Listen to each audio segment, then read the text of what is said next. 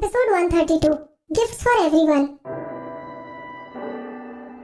विधि अब एक स्टार बन चुकी थी और वो इंडिया की दुकानों में आसानी से खुलेआम शॉपिंग नहीं कर सकती थी, इसलिए विधि ने अपनी शॉपिंग करने के लिए पेरिस को चुना।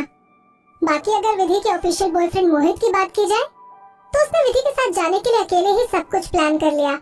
प्राइवेट जेट से लेकर उसने कहाँ शॉपिंग करनी है और कौन कितने बैग उठाएगा, इन सब के बारे में मोहित ने पहले ही सोच लिया था।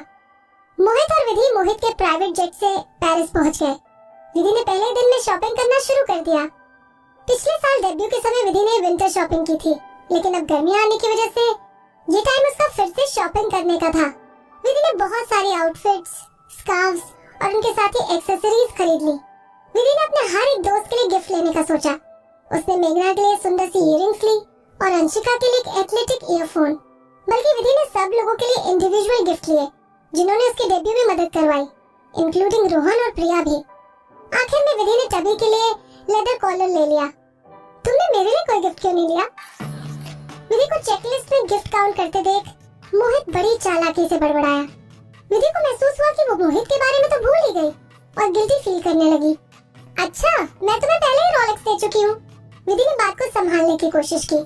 ऐसा कुछ नहीं है, तुमने उन पैसों से मिस्टर रावत को भी तो गिफ्ट दिया था और वैसे भी ये वाले पैसे तो अलग हैं।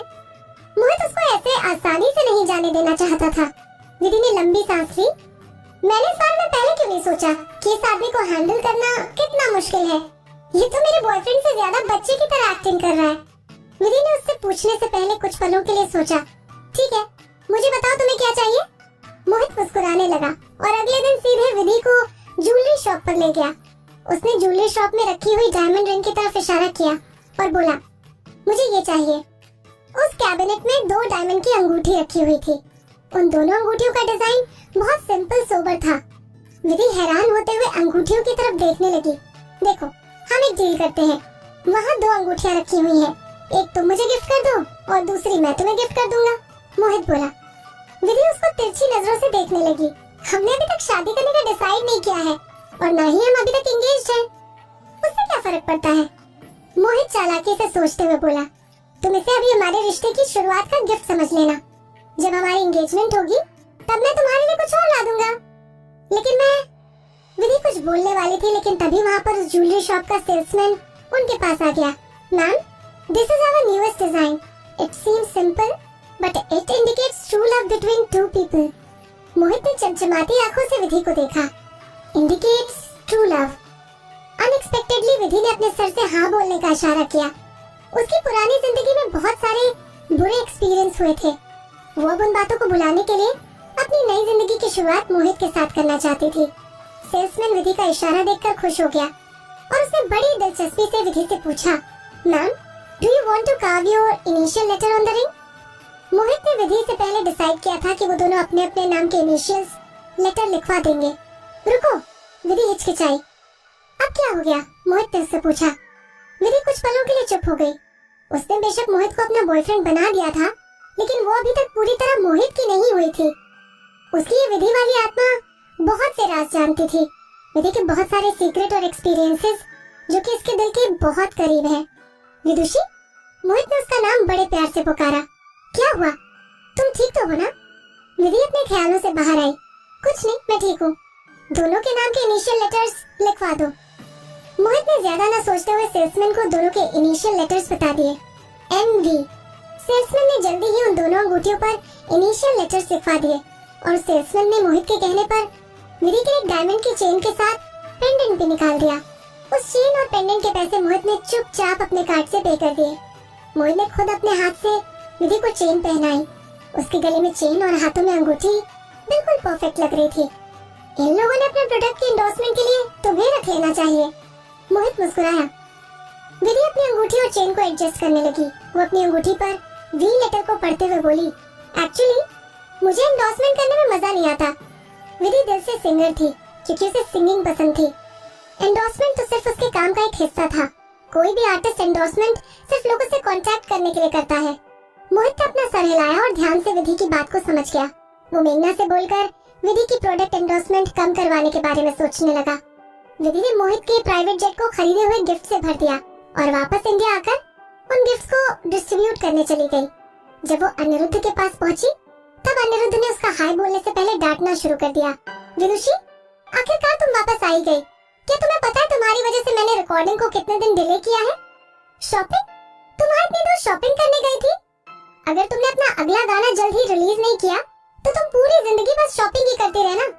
विधि चुपचाप अनिरुद्ध की डांट सुनती रही। अनिरुद्ध ने विधि के सामने गानों के लिरिक्स और दूसरे डॉक्यूमेंट्स रख दिए। ये लो, इन सबको घर ले जाकर सजाना नहीं। मैं चाहता हूँ तुम इन सारे डॉक्यूमेंट्स को 3 दिन में पढ़कर खत्म कर दो। ओके। विधि ने सारे डॉक्यूमेंट्स को उठाया और टेबल पर रख लिया। अनिरुद्ध प्रोड्यूसिंग लाइन का ड्रैगन था और ये ड्रैगन जब भी कुछ बोलने की कोशिश करता है तो हमेशा अपने मुंह से आग छोड़ता था। अगले कुछ दिनों तक विधि ने अपना सारा टाइम रिकॉर्डिंग स्टूडियो में दिन रात काम करते हुए बिताया।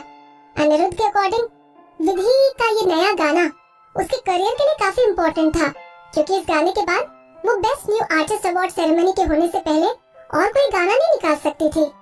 लोगों के बीच पॉपुलैरिटी पाने का निधि का ये फाइनल चांस था। अनिरुद्ध चाहता था कि इस गाने से वो विधि को अवार्ड दिलवा दे, इसीलिए वो विधि से इतनी मेहनत करवा रहा था। अनिरुद्ध और उसकी टीम कुछ दिनों तक विधि के नए गाने की ऑडियो टेस्टिंग और एडजस्टिंग और एडिटिंग करते रहे। इस नए गाने पर काम करते हुए अनिरुद्ध और विधि इतनी कॉफी पी चुके थे कि अब उनकी नींद को रोकने के लिए कॉफी ने काम करना बंद कर दिया था। आखिर में गाने को पूरी तरह तैयार होते देख विधि ने उबासी ली और वो डेस्क पर ही लेट गई।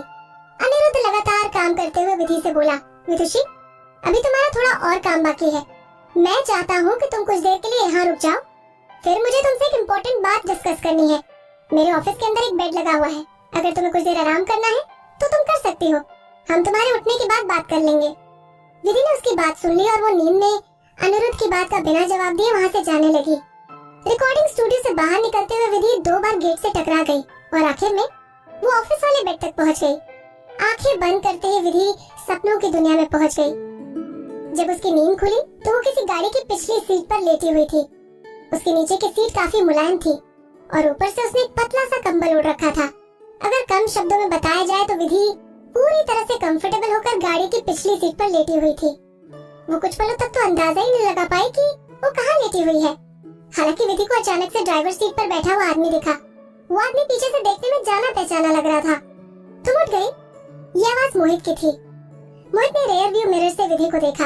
एक काम करो, तुम थोड़ी देर और सो जाओ, तब तक हम घर पहुंच जाएंगे। और हाँ, आगे से ध्यान रखना कि तुम रोज रोज अनिरुद्ध के यहाँ ना जाओ।